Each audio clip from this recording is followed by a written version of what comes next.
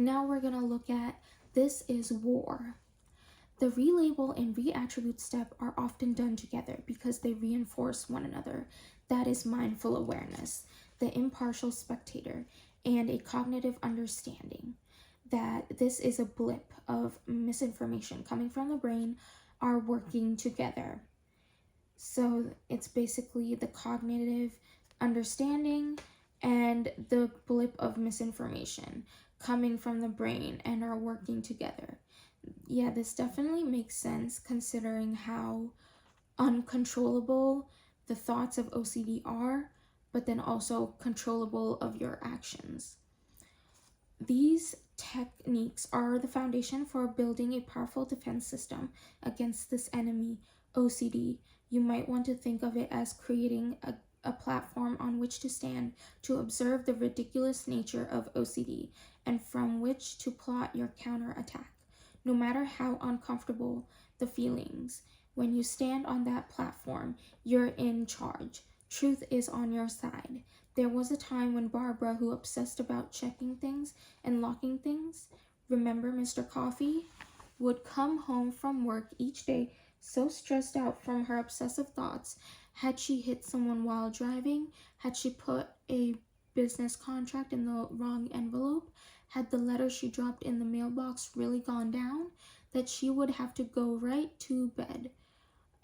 But she wouldn't let herself go to sleep because that brought the next day's OCD on that much sooner. I would lie in bed like a convalescent and just decompress. My life was getting through the day and then recovering from it and dreading the next day. Today, 10 years after the onset of OCD and 6 years after starting a self-directed behavioral therapy, Barbara is able to say that her few remaining OCD rituals are just minor nuances, like having to floss my teeth every day. After 4 years of suffering, she felt she was losing the fight. Several things had conspired to contribute to her sense of defeat. Once, while out of town for a weekend, she was overcome by the fear that she had failed to lock her apartment door, although of course she had locked it. So Barbara called her landlady, told her that the door was not locked, and asked her to lock it. Naturally, she didn't say she wasn't sure she had locked it. I didn't want her to think I was bizarre or unstable. The inevitable happened. The landlady unlocked the door. When Barbara returned home to find the door unlocked, she realized I can't even enlist people unwittingly to help me because I end up sabotaging myself. For the first time, she felt truly defeated. About that time, her mnemonic memory devices were losing their novelty. At first, Barbara could say, "Okay, I'm locking the door now. I'm wearing a blue shirt. It's Tuesday." Then when she got to work, she could tell herself, "Okay, blue shirt, Tuesday. The door must be locked." But that technique no longer worked. Her brain had begun to tell her, "Aha, maybe you wore a blue shirt on Monday." It was at this point she succumbed one day to hiding the coffee machine and the iron in her book bag and taking them to work. She was mortified. I had self-esteem problems connected with OCD and what I was doing professionally. She was a perennial underachiever. I didn't also need it to be found that I had an iron in my purse. Once she learned that she had a biochemical disorder of the brain and she could help herself through therapy, she began to improve. Looking back, Barbara says, "Your brain can get into such bad things. In such bad things. You say, is the stove off? Is the stove off? And then you get to the point saying, well, that's off. When I turn the knob off to the off position, how do I know it's really the off position?" When her OCD was at its worst, she couldn't escape it even on vacation. She'd check other people's stoves. If she didn't, her brain was telling her some terrible catastrophe was going to take place. By using mindful awareness, whenever she checks something, Barbara can now ignore her OCD urges, knowing that she has turned off the stove or locked the door. She tells herself, "It is the disease that is making me feel uncertain. And while I feel the stove is not off, I have checked it mindfully and should now walk away." her OCD is no longer severely disruptive. It is rather a presence in my life as real and insistent in its own way as a fussing infant. She knows what to do when her toddler cries. She also knows what to do when her OCD kicks up a fuss. Incidentally, Barbara became pregnant while in therapy and credits her pregnancy with accelerating her healing process. Stress we now exacerbates OCD symptoms. When Barbara became pregnant, her priorities changed.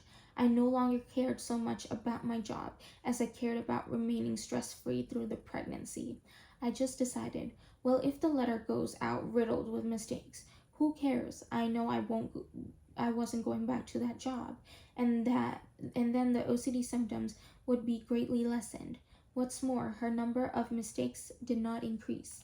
Anyone who had OCD will tell you that refusing to give in to urges or compulsions is hard to do. Painful is the word I hear most frequently. Dottie, who performed all manner of bizarre rituals out of an unfounded fear that something terrible was going to happen to her. Sun's eyes describes not giving in and doing the behavior as losing an old friend. I always say OCD is like a friendly enemy. It's something you want to get rid of, but it's also like a part of you that you don't want to give up. It's easier to take comfort in doing the ritual than to fight off the feeling. And sometimes we can use compulsions to avoid someone or something that we don't want to deal with. But as we know, that is a prescription for lifelong pain. One person with OCD described so well what happens to those who don't resist. Bad habits make a groove in your brain, and those horrible intrusive thoughts get stuck in that groove. So now we're going to look at it's all in your brain, or it's all in your head. The human brain, which weighs about 3 pounds and is roughly the size of 2 fists pressed tightly together, is the most complex and fascinating of all our organs. With its network about 10 billion interconnected nerve cells or neurons. Our research on people with OCD at UCLA led us to find that, without question, OCD is a neuropsychiatric illness resulting from a malfunction in the circuitry of the brain. But first, let's take a look inside a human brain and learn a little more about those parts with their mysterious sounding names, about their functions, and what goes awry to allow OCD to intrude. Okay, so here they do show that the neuropsychiatric illness is coming from the malfunction in the circuit, misfiring, chemical imbalance, overheating. So like the overheating of the brain, chemical imbalance, malfunctioning of the circuitry, and misfiring are all common causes of the brain to have OCD.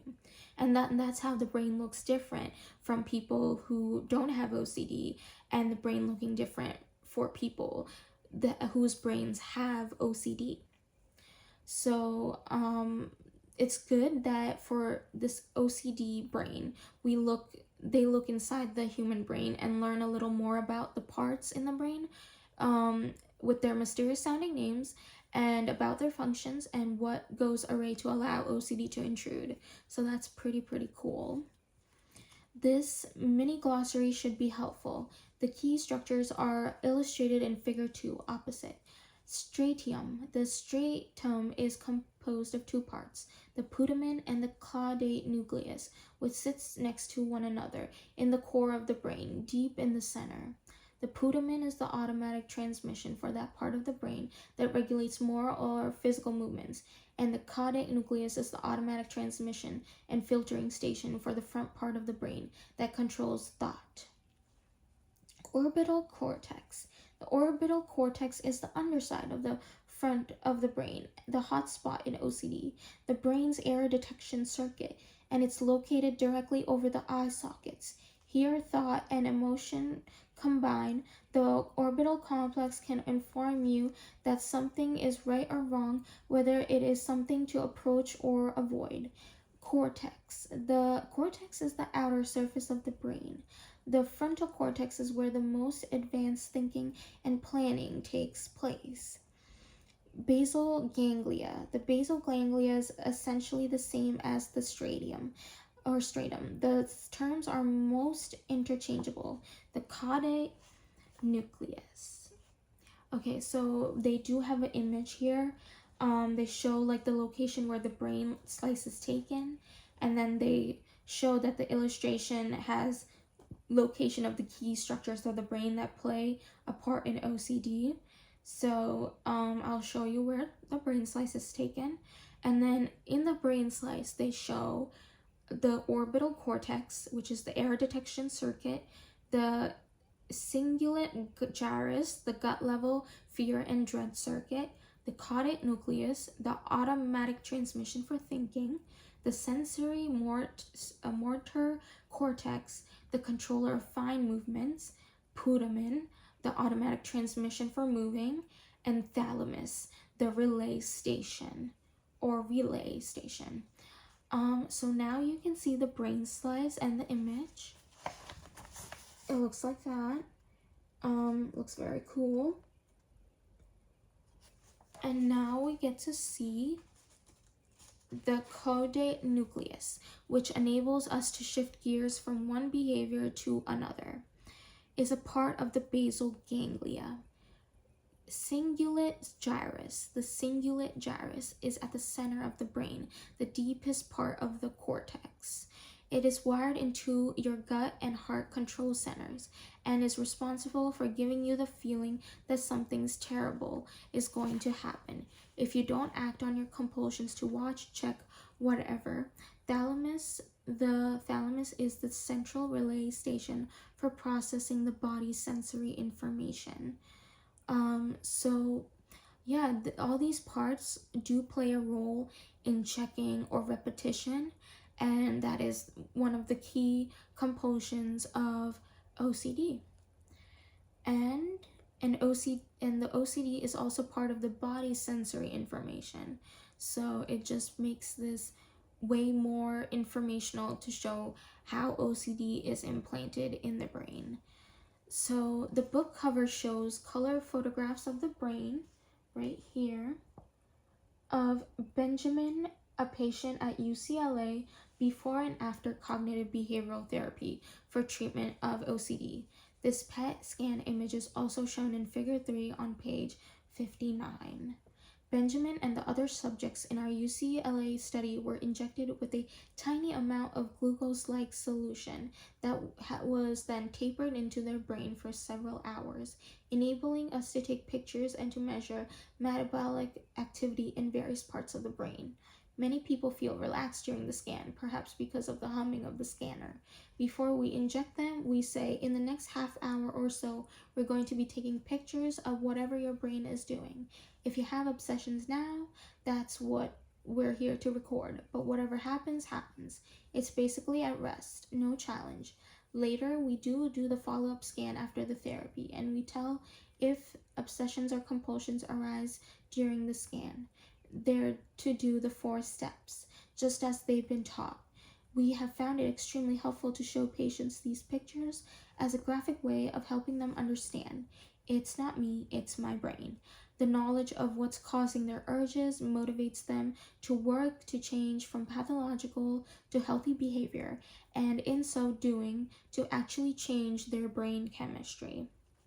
These positron emission tomography, PET scans, clearly demonstrate that the orbital cortex, the underside of the front of the brain, is hypermetabolic or overheated in people with OCD.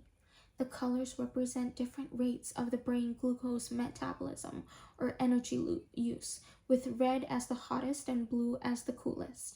One thing these PET scans pictures can tell us that the more automatic a behavior, the less energy the cortex may require to perform it.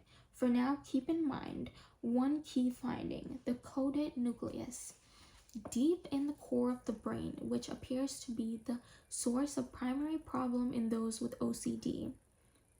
cools down in response to drug therapy in combination with behavioral therapy, and to behavioral therapy alone. This is particularly true on the right side of the brain. We now can say we have scientifically demonstrated by changing your behavior, you can change your brain. If you change your behavioral responses to OCD's false messages, you will change the brain's circuits that cause OCD, which will lead to an improvement in your systems. So this shows a pretty cool solution to the OCD circuits and how to fix them. And they really show how you can improve your symptoms and how you can improve your brain. During the 10 years of research that led to this truly groundbreaking finding, my colleagues and I at UCLA undertook a number of experiments that greatly enhanced our understanding of mind-brain interaction. Dr. John Mazziota, who heads the brain mapping division of UCLA Neuropsychiatric Institute, designed an experiment in which the subjects were required to learn to make simple finger-to-thumb rotational movements of the hand, movements that mimicked those used in handwriting, but because they had been instructed to make these movements precisely and in a given order, the subjects actually had to think about doing so. What happened as expected was that the part of the cortex that controls hand and finger movements became very metabolically activated. In other words, its energy use increased and it heated up. Next, the subjects were asked to assign their names repeatedly. Now you know, if you've ever signed 40 traveler checks, that you don't think about it a lot after the 4th or 5th check. What we learned was that when the motor task is extremely familiar, the striatum seems to take over. The cortex expands on marginal energy, but the energy used in the striatum increases noticeably. It's that smooth automatic transmission in the striatum at work again. Think of concert pianists. When they first learn to play, they have to think about moving their fingers, which takes considerable energy in the first moving part of the cortex. But once they've achieved concert hall status, they move their fingers automatically. Then they think about the shades of tones of the music. The cortex doesn't have to expand much energy thinking about moving fingers, and the striatum does that. Thus, the advanced parts of the cortex are freed up to think about the fine points of the music. The experiment with our handwriting subjects gave us insight into this entire process. Okay, this is very interesting. When Dr. Mazziota repeated the signature signing experiment with a group of subjects with Huntington's disease, a genetically inherited disease that manifests itself at midlife with the loss of motor control, and the results were different. The area of the brain that normally is stimulated by doing an unfamiliar task that requires thinking was stimulated by doing the familiar signature signing task. Through the degenerative effects of their disease, these subjects' caudate nucleus and putamen had become malfunctional, and the parts of them were dead or dying. The subjects had to use a lot of energy in the cortex to devise strategies to sign their names, since the automatic transmission and filter were broken. They told us it took thought and effort and was hard work. Before the onset of their disease, they could sign their names without giving it a thought. Now they actually had to control their hands. Physically and mentally, they had to use the cortex to take over a function in the striatum would normally have been performing. In people with Huntington disease, the striatum ultimately disappears for all intents and purpose, and the abnormal foreign movements characteristics of their disease, such as writhing and twisting, increase. Whereas in persons with Huntington's disease, the fact that automatic transmission and filter are broken causes unwanted movement in persons with OCD. It causes unwanted thoughts and urges called obsessive thoughts and compulsive urges, just as the subjects with Huntington disease had to apply thought and effort to sign their names, because the striatum's automatic transmission and filtering system were broken. People with OCD have to apply thought and effort when doing behavioral therapy or work around the intrusive OCD symptoms. With the automatic screening system of the stratum not working properly, effort must be made to change behaviors while distributing thoughts and urges are still there. You'll learn more about this process in the next chapter. But there is one big difference. OCD is largely a fixable problem at the present time. Huntington's disease, unfortunately, is not. Although active research is going on, there is much hope for progress. This experiment with people with Huntington disease taught us much about the brains of people with OCD. We know that when the information sent to it, which is proper role in the behavioral loop. We know that when the stratum is working properly, it acts as a filter gating the sensory information sent to it, which is its proper role in the behavioral loop in the brain. In all likelihood, what happens in OCD is that evolutionary old circuits in the cortex, like those washing and checking, break through the gate, probably because of a problem in the caudate nucleus. When there's no effect gating, the person can become overwhelmed by these intrusive urges and act on them in inappropriate ways. These actions are called behavioral preservations, a fancy name for compulsions. Specifically, compulsions are behavioral preservations that a person knows to be inappropriate and genuinely does not want to be doing. The thought keeps coming in the gate, and the gate gets stuck open. So the thought comes in the gates get stuck open, and the thought keeps coming in over and over again. People then persevere in washing their hands or checking the stove, or even though it makes no sense to do so, these actions may bring them momentarily relief, but then boom, because the gate is stuck open, the urge to wash or check breaks through again and again. To make matters worse, in all probability, the more compulsions they do, the more rigidly the gate gets stuck. Very interesting.